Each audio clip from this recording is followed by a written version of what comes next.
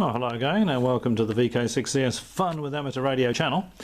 I've just got the front panel just held in place with a bulldog clip at each corner.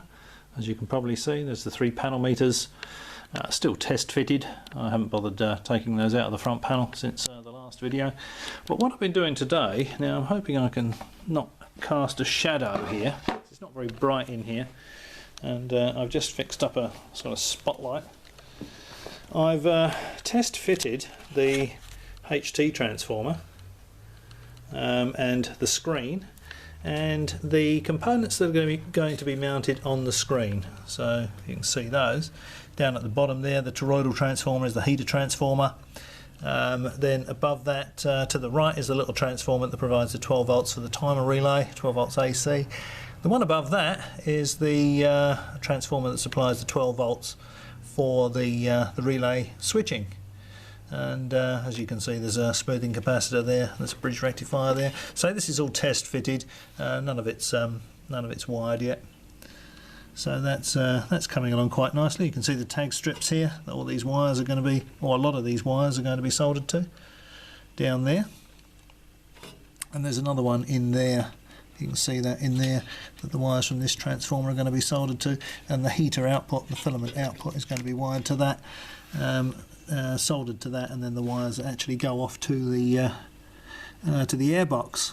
And there we go. That's what it looks like on top. Still a bit of a bird's nest, but it's coming along. There's going to be some clips along here to hold the mains cables. There's going to be more than this, of course. There'll probably be 3 or 4 of them run along here above these transformers. This is why this sort of square here, you can probably see up here and across here, is dictated by how far the transformer protrudes. It's the HT transformer. It's pushed right up against the back there. So I only had sort of this much gap to put these components on, this gap here, to put these components on the screen. And they're limited in height because there's going to have to be cables running along the top here. The 2000 volt AC cables, the 2.8 kV DC cable, and the AC cables. So they'll be running at different heights across here, and there'll be a gland here taking the 2800 volts through the screen into the PA compartment.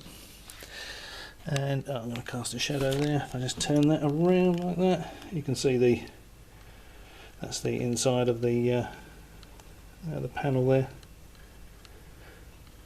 and that's what it looks like there with those panel meters on there. The gap between the screen and the front panel is not significant. I mean, it's you know, it's a HF amplifier. I don't think there'll be any problem there. If there is, I'll just put a piece of angle through here to completely block that gap off at each side. I don't expect any problems. So there we go. As you can see, I've been doing a fair bit to it in dribs and drabs. The really annoying thing is, of course, I've got to take all these off the board and drill some more holes and mount a gland and some other clips before I can bolt it all back on and actually solder it all to the solder tags. But there we go. The power supply compartment of the amplifier is coming along quite nicely. The HT board part of it, which is my chopping board, if you remember, fits in there like that. So that's how that's going to fit in there like that. So there's the HT transformer and the HT supply, the fuse is there, and then over the back there the heater transformer and the 12 volt supply, and the 12 volt supply for the DC supply for the relays, and the 12 volt AC supply for the little timer relay. So there we go, all in the power supply compartment. So that's how that's going to go. There we go. I think that will do. Well, as always, hope you found that interesting. Thanks for watching, and I'll catch you next time.